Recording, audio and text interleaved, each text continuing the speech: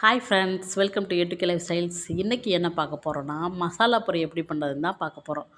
ஒன்றும் இல்லைங்க, ஆயுத பூஜைக்கு வாங்கின பொரி வந்து மிச்சமாயிடுச்சு.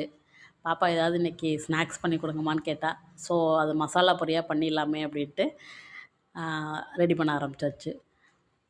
அதுக்கு வந்து பொரி எடுத்துகிட்டு ஒரு பாத்திரத்தில் பொரி எல்லாம் கொட்டிட்டு 2 மூடி 2 ஸ்பூன் தேங்காய் எண்ணெய் விட்டுட்டு கொஞ்சமாக உப்பு போட்டுட்டு தேவையான அளவு உப்பு போட்டுட்டு பெரிய வெங்காயம் நல்லா பொடியாக 2 பெரிய வெங்காயம் கட் பண்ணி வச்சுருக்கேன். 2 தக்காளி பொடியாக கட் பண்ணி வச்சுருக்கேன். அது எல்லாத்தையும் அது கூட ஆட் பண்ணணும்.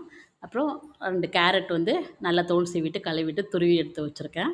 அதையும் அது கூட ஆட் பண்ணிவிட்டு கருவேப்பிலை, கொத்தமல்லி நல்லா பொடியாக அரிஞ்சு அதையும் அது கூட ஆட் பண்ணிக்கணும். எல்லாத்தையுமே அது கூட நல்லா ஆட் பண்ணிவிட்டு ஒரு ஒரு 1 1/2 டீஸ்பூன்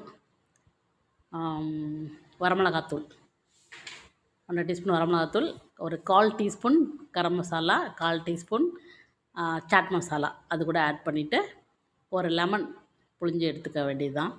புழிஞ்சிட்டு நல்லா கிளறினோன்னா மசாலா பொரி, டேஸ்ட்டான சுவையான மசாலா பொரி ரெடி. ஸோ நம்ம இது வந்து பொரி வந்து நம்ம எப்போவுமே யூஸ்வலாக வந்து வறுத்து சாப்பிடுவோம். இல்லைனா சும்மா சக்கரை கலந்து கூட சில பேர் சாப்பிடுவாங்க. இல்லைனா வறுத்து சாப்பிடுவோம். நாங்களாம் வீட்டில் பொரி வாங்கிட்டு வந்து இந்த மழை காலத்தில் என்ன பண்ணுவோம், கடுகு, உளுந்தம் பருப்பு, பூண்டெல்லாம் நல்லா நச்சு போட்டு பொட்டுக்கல்ல எல்லாம் போட்டு நல்லா வறுத்து கருவேப்பிலலாம் போட்டு வறுத்து சாப்பிட்டா அது ஒரு தனி டேஸ்ட்டாக இருக்கும்.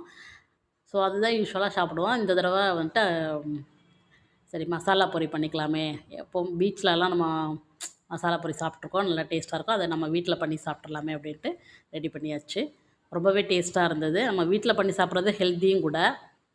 ஸோ எல்லோரும் கண்டிப்பாக ட்ரை பண்ணி பாருங்கள். தேங்க்ஸ் ஃபார் வாட்சிங். பாய்.